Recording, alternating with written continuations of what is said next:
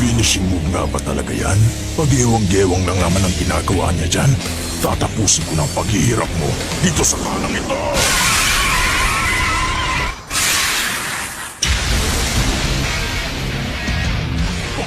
Paano?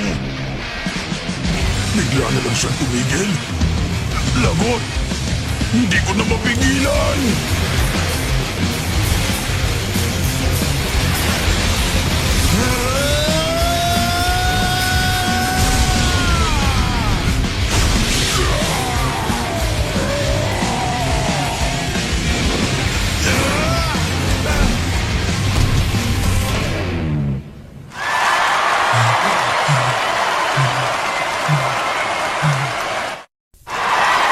Nababagsak niya ang Challenger!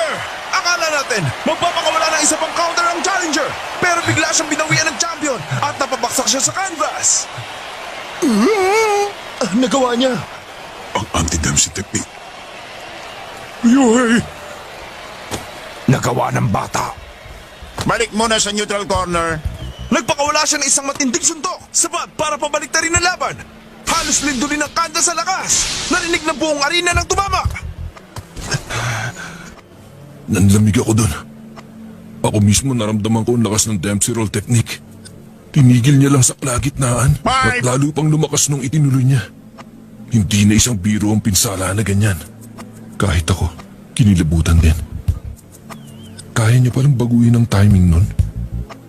Imposible mo na makounter ang ganon. Kung nagkataon, ako ngayon na nakahiga dun sa ring. Hindi mo talaga ako balak biguin. Ito ang talagang gusto kong mapanood. Ang gusto kong masaksihan. Naisip siguro ng bata na nasa bingit na siya ng pagkatalo sa